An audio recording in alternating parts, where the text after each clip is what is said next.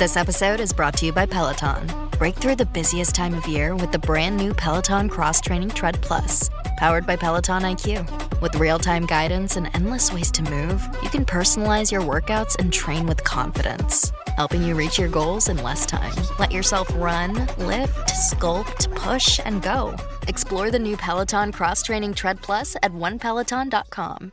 The world moves fast. Your workday, even faster. Pitching products, drafting reports, analyzing data. Microsoft 365 Copilot is your AI assistant for work. Built into Word, Excel, PowerPoint, and other Microsoft 365 apps you use.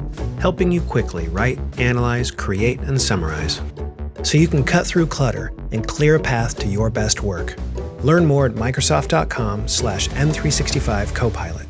Ugh, you said you were over him, but his hoodie is still in your rotation.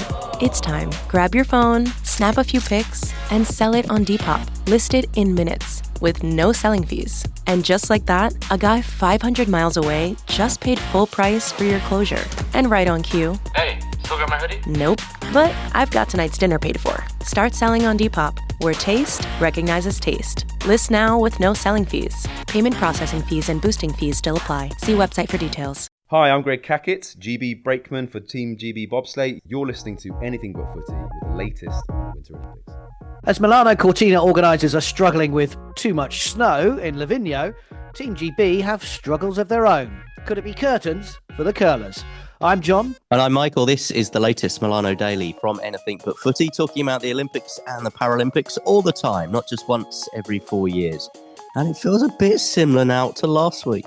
Where's the next medal coming from? After defeat to Canada, British men's curlers now relying on other teams. An injury hits the men's bobsleigh team as the Germans dominate.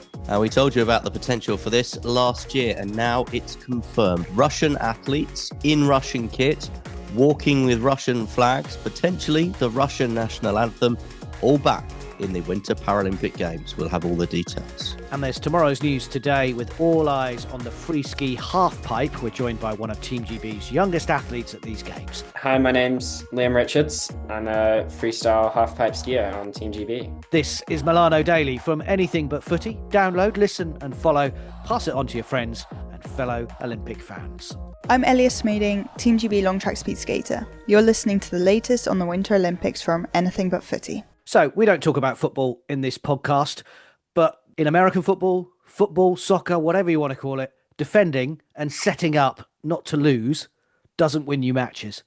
And the British men's curling team have been the very best for the past 4 years since losing in the Olympic gold medal match in Beijing.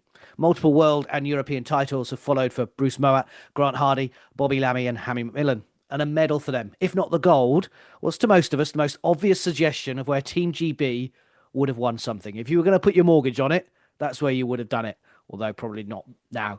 Another poor start against Canada, and despite coming back into the match, 3 points lost on a crucial end ensured another 9-5 defeat in the round robin. So Canada beating Great Britain last night. It means the Brits are fifth in the standings. You got to finish in the top four. They're behind Switzerland and Canada, who have already qualified for the semis, but also ahead of Britain, Italy and Norway. And they now know a victory against the USA, who are sixth in the standings with the same record as them, 4 wins from 8, is a must. And that comes today. We must also hope that other results go our way. I'm a little flippant, Michael, about defending, but there was a question to the BBC during the coverage last night where the question was, why do other teams put more stones in the target and we don't? Vicky Wright, the Olympic champion, was the expert with Claire Balding. And she says, basically, these are the best strategic team in the world. They've won everything. You don't need to question it. She didn't really answer why all the other teams put all the stones in there. And then we're scrabbling around trying to get 1 point. From what I can see, and look, we're all experts because we don't watch for 3 years and then we all watch it and go, well, we're experts. Surely it's like football. You have to score goals to win matches. So surely you have to put the stones in the target to win curling matches. Well, they would point to their record since Beijing and say that the tactics they've been using have worked. Obviously, a lot of those matches, a lot of those world championships and everything, people haven't watched as closely as they've been sat watching these Olympics. what is clear is this British men's team are just not performing at the level that they have been performing at recent championships. You said there, Switzerland and Canada already qualified. Switzerland unbeaten in 7. Canada have got a 6-1 record. Then you've got Italy and Norway ahead of Great Britain and the USA at the minute. Italy and Norway both with a 4-3, 4 wins, 3 defeats record. And then Great Britain and the US, what a match that's going to be with a 4-4 record each. So 4 wins and 4 defeats. So it's not in Great Britain's hands. Everything that everyone is telling us is that the women's team are in exactly this position 4 years ago, and they still went on to win the gold medal.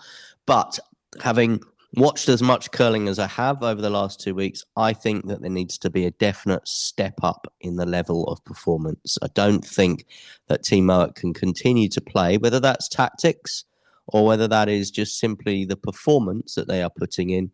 They can't continue to play the way they have been playing in this tournament if they want to proceed. I agree that there is something that's not connecting. And they talk the talk, and we've heard them. We've had them on the podcast, and they're great speakers. And Bruce, bless him, has been talking since 2 weeks ago. The match he started playing curling 2 weeks ago when the mixed doubles started, and he's played a lot of matches.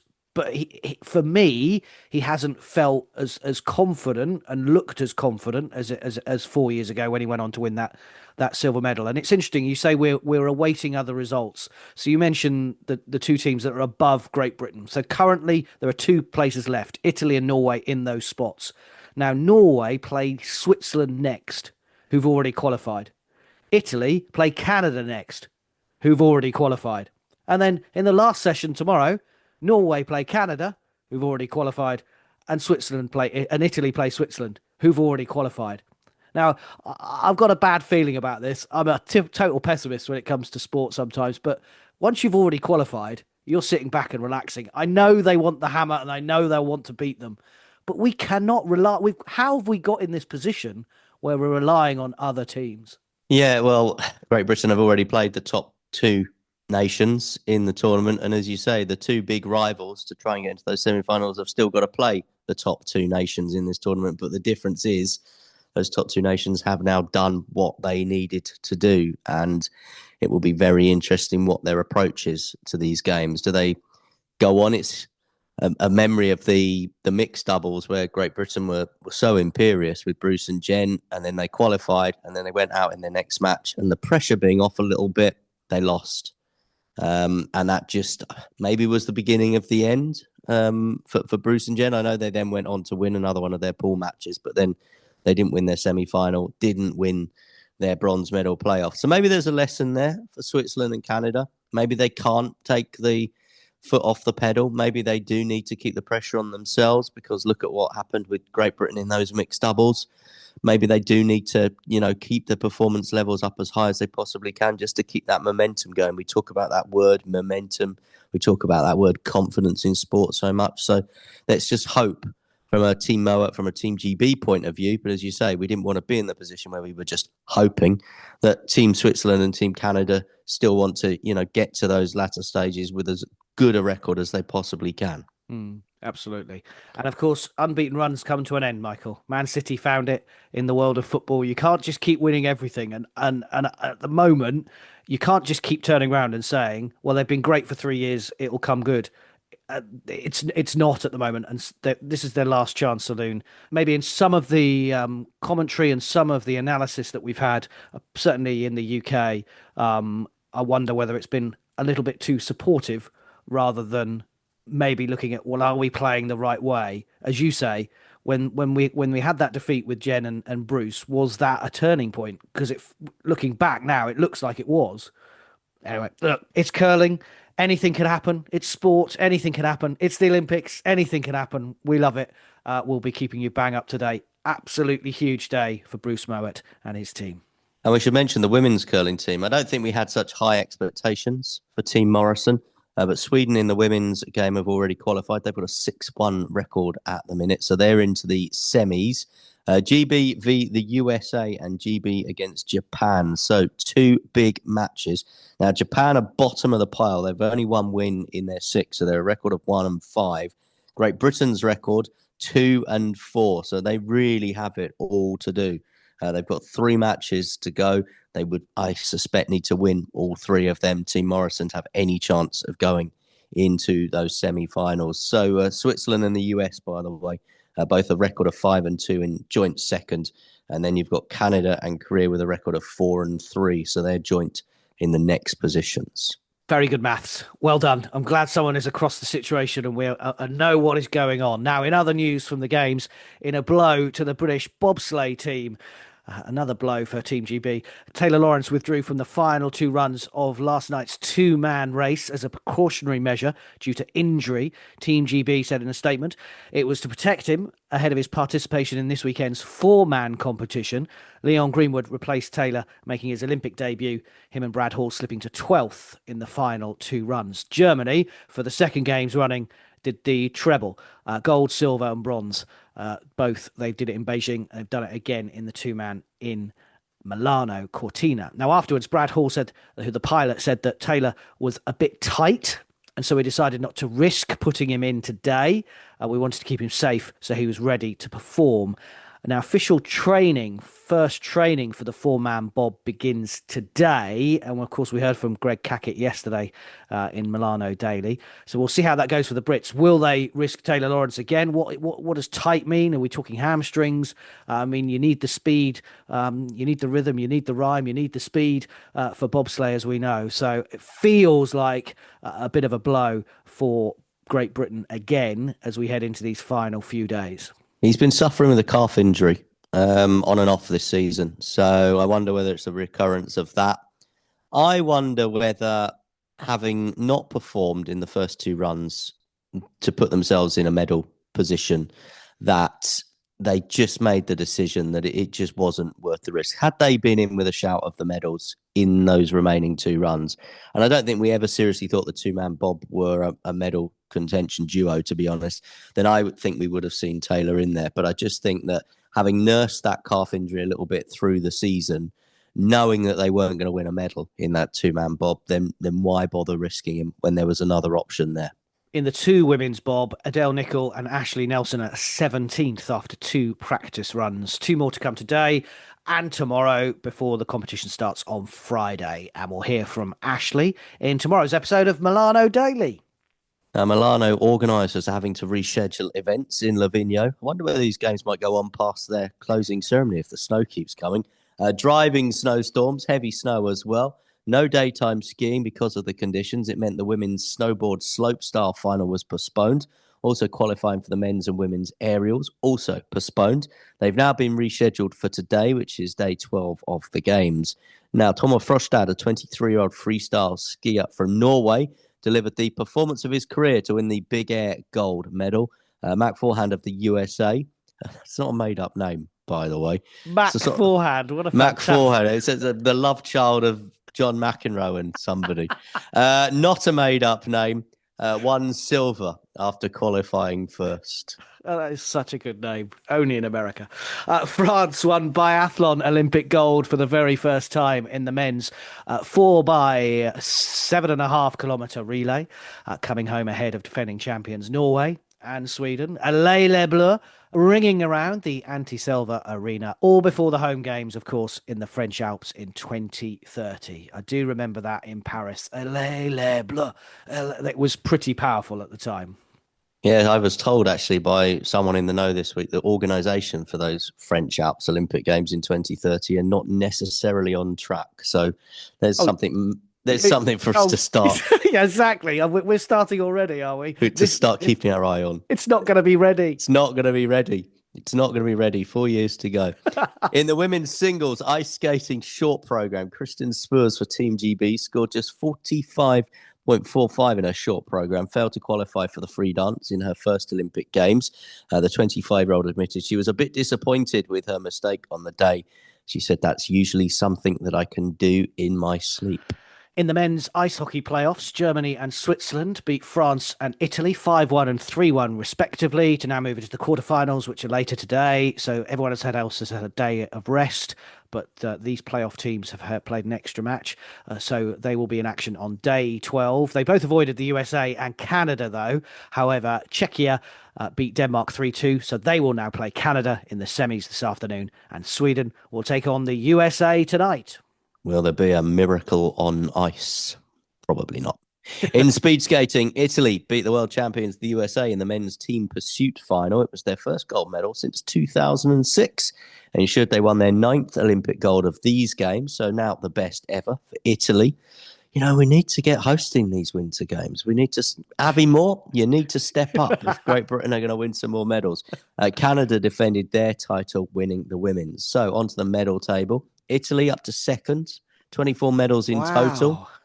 USA third, 6 golds, 21 medals. Remember, they're going to be hosting in Salt Lake, are they? Yes, they are. After the French Alps. 2034.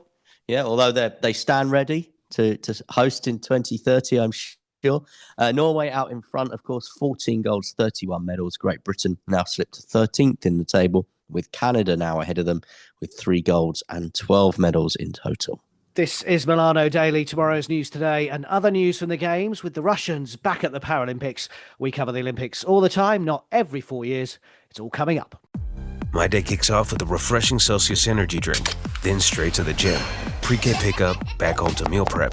Time for my fire station shift. One more Celsius, gotta keep the lights on. When the 3-alarm hits, I'm ready. Celsius. Live, fit, go. Grab a cold, refreshing Celsius at your local retailer or locate now at Celsius.com. Hi, I'm Adele Nicol, and you're listening to Anything But Footy with the latest on the Winter Olympics. This is Milano Daily from Anything But Footy. In other news from the Games, it was autumn last year when we broke Plus this a news. new sport for the Paralympic movement and the return of some familiar faces. Yes, incredible news from the General Assembly in Seoul over the weekend that Russia and Belarus are back in international sport. This is Anything But Footy. Stay in touch all the time. Who are those two? They were excellent. Now, end of September 2025, the International Paralympic Committee voting to lift its ban on athletes from the 2 countries competing at the Games. Remember, they banned Russia from competing at Beijing 2022 Paralympics just days after they'd invaded Ukraine. But the members voted them back last year, as we heard. Now, 10 athletes from Russia and Belarus will return and wear their national kits, carry their flags, etc., and something we haven't seen, actually, at an Olympics or Paralympics since Sochi 2014. The UK government has already called it the wrong decision. Michael, you've been covering this for TalkSport. Yeah, Lisa Nandy, the culture secretary, has come out very hard against this decision. I'm not sure that she will have any sort of significant impact, to be honest. The IPC have made their decision on this one. And it all goes back to that decision that we brought you last year. I mean, I think it was inevitable back in September that once that ban had been lifted, we were going to get athletes competing. The issue was, because obviously that ban was only lifted in September, those athletes didn't have the full opportunities to go through the qualification period. But what the IPC have done is they've listened over the past few days to various appeals from various countries and various individuals to say that they've shown enough form, even though they've not come through the formal qualification process, to come into the Games. So that's what's happened. The IPC, a little bit like the IOC, sort of passed the buck on this a little bit and said actually it was up to the international federations to decide whether or not athletes from their specific sports could come into the Games. So 4 individual governing bodies in charge of 6 sports contested at the Paralympics decided to keep their bans in place initially. In December, the governing body for skiing and snowboarding, which is the FIS, they lost a court case against Russia and Belarus at the Court of Arbitration for Sport. So that meant that skiers and snowboarders could then start to compete and accumulate ranking points. So as you said, then 10 athletes have been awarded invitations to compete in para-alpine skiing, para-cross-country skiing, and para-snowboarding as well. So what you're going to have is Russia have got 6, 2 in para-alpine skiing, 2 in para-cross-country skiing, and 2 in para-snowboard. All the athletes from Belarus have all qualified now for the cross-country skiing. And it will be the first time that we've got Russian flags at a Paralympic Games since Sochi, initially kicked out over the state-sponsored doping program of the games that they hosted, and then, of course, doubled down on after the 2022 invasion of Ukraine, and that's when Belarus were banned because, of course, they remain a strong Russian ally. Yeah, it's not a surprise, as you said, and we heard it. We talked about this 6 months ago. I'm not sure they thought as many, maybe as 10, would get through, but it is the first time that we're going to see the Russian flag back, as you say, for a long time in these games. And there will be a lot of nations, like the UK government, like others probably in the Western world, who'll be horrified by this decision. There may be athletes who will be feeling unsettled by it. Goodness knows what you would think if you're Ukrainian. I think that's probably the one thing that I would try and keep in mind, is just try and put yourself in the Ukrainians' place. But unfortunately, there will be a lot of other nations who are very happy with this decision and want Russia back. And it's pretty clear that the movement, and I'm talking Olympic movement at this point, not just the Paralympic movement, is moving towards welcoming Russia and Belarus back into the fold. It could happen with the Youth Olympics in Dakar later this year, but certainly by the time that LA rolls around in a couple of years' time, I would think that Russia and Belarus will be back. Yeah, and I mean, just bigger picture news today that obviously talks ongoing about Ukraine at the minute, and the word from those talks is that they appear to be going relatively positively.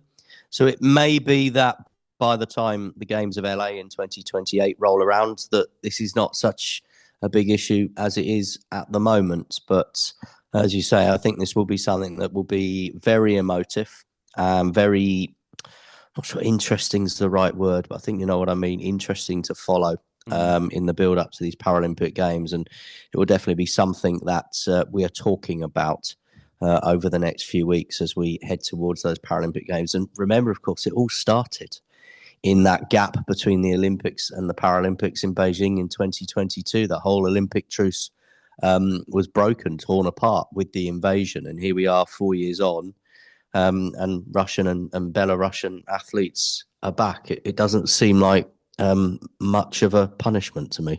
I think the thing, and my final thought on it, and I agree with what you said, but 4 years on, the invasion and the war is still taking place, but we're looking at welcoming them back. And I think that's the thing that people can't get. If the peace talks had been working and they were and things had been agreed and ceasefires, etc., then maybe you could see that this was the next step. But the Paralympic movement has voted separately.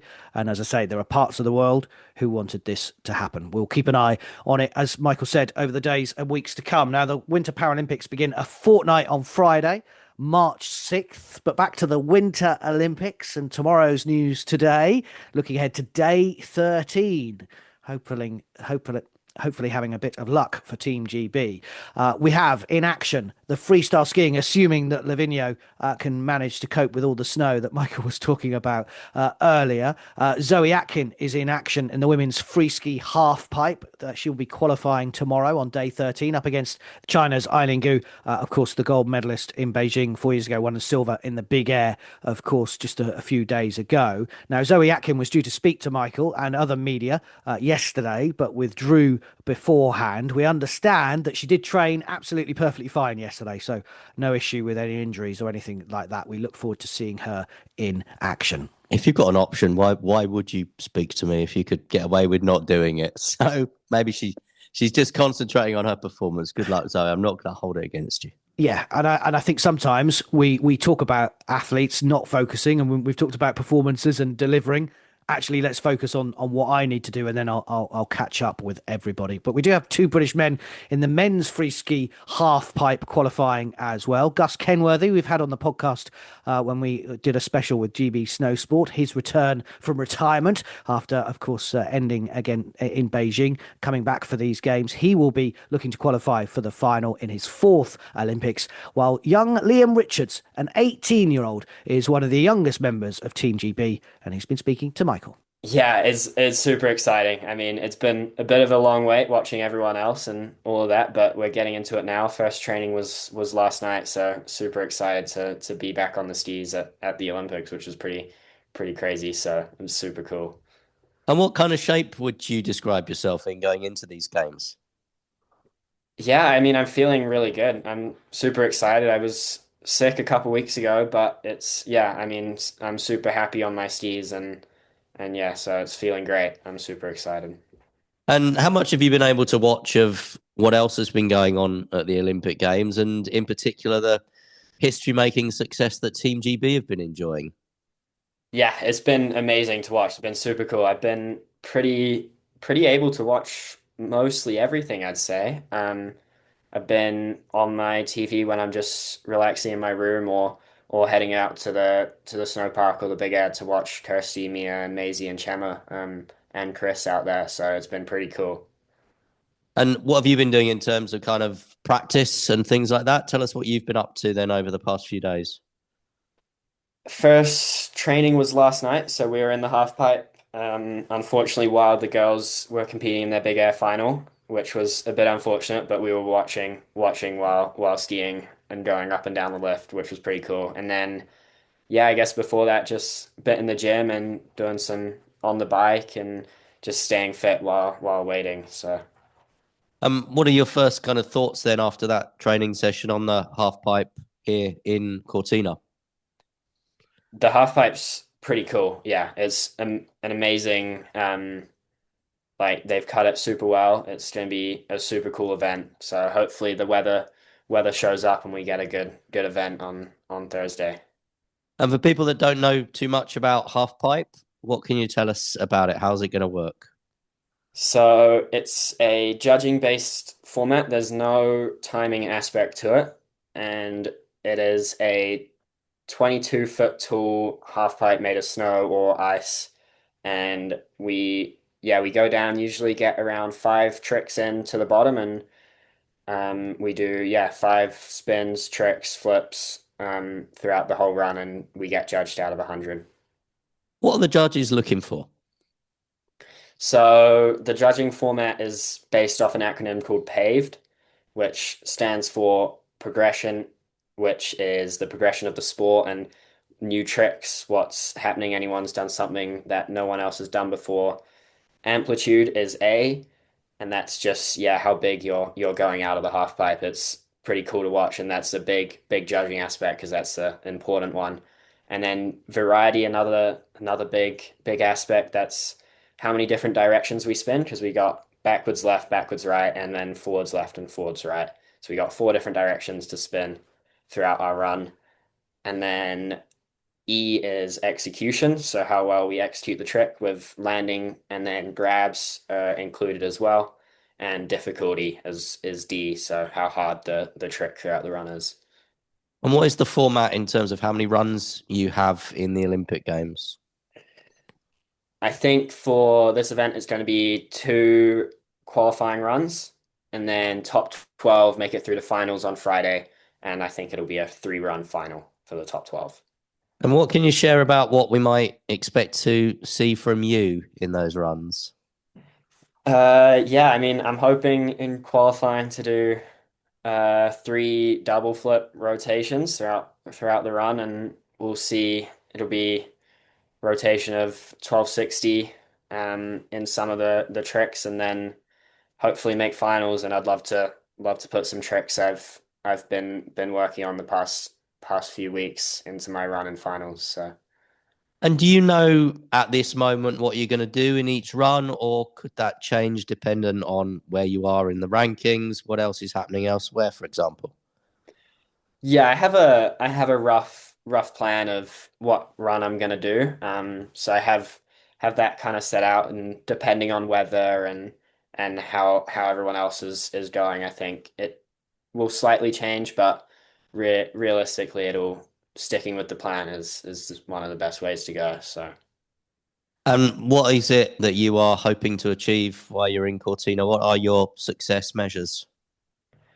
I think just being proud of how I skied would be the biggest one. If I'm bummed, then it's definitely not how my best I could ski. But yeah, making finals and skiing the best I can is definitely my goal. So depending where that puts me, it doesn't matter. It's how well I ski and based on my experience. So yeah. And you're obviously still a very young man, so the experience of being here at this Olympics, first Olympics, will only stand you in good stead when you go back out onto the World Cup circuits and look ahead another 4 years and another Olympic cycle.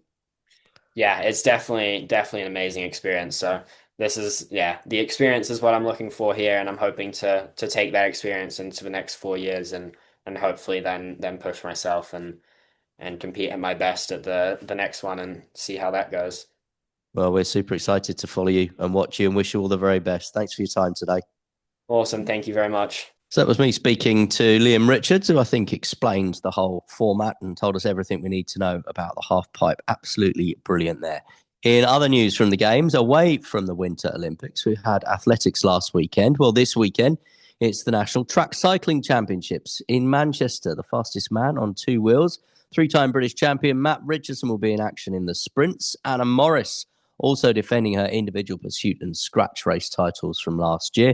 Olympic champion Katie Archibald and Josie Knight will challenge her. King of the Kilo, Jodie Cundy, Finn Graham, Archie Atkinson, Kadina Cox and Sophie Unwin will also all be in action. And British Cycling have told us that they will be live streaming all the action on their YouTube channel this weekend, with more coverage on offer than ever before from the National Cycling Centre. The sport continues. Our focus on the Olympics continues. The best Winter Olympics day ever at the weekend for Great Britain, but it's been a struggle since. Will it change? Good luck to the curlers today on day 12. Our latest Winter Olympics news is on our socials, Anything But Footy. The Spotify Olympics music playlist is in its usual place in Spotify. This is Milano Daily from Anything But Footy. Hi, I'm Eve Muirhead. I'm chef de mission. You're listening to Anything But Footy with the latest on the Winter Olympics. Close your eyes, exhale, feel your body relax, and let go of whatever you're carrying today. Well, I'm letting go of the worry that I wouldn't get my new contacts in time for this class. I got them delivered free from 1-800-CONTACTS. Oh my gosh, they're so fast. And breathe. Oh, sorry. I almost couldn't breathe when I saw the discount they gave me on my first order. Oh, sorry. Namaste. Visit 1-800-CONTACTS.com today to save on your first order. 1-800-CONTACTS. Where's your playlist taking you? Down the highway? To the mountains? Or just into daydream mode while you're stuck in traffic? With over 4,000 hotels worldwide, Best Western is there to help you make the most of your getaway, wherever that is. Because the only thing better than a great playlist is a great trip. Life's the trip. Make the most of it at Best Western. Book direct and save at bestwestern.com.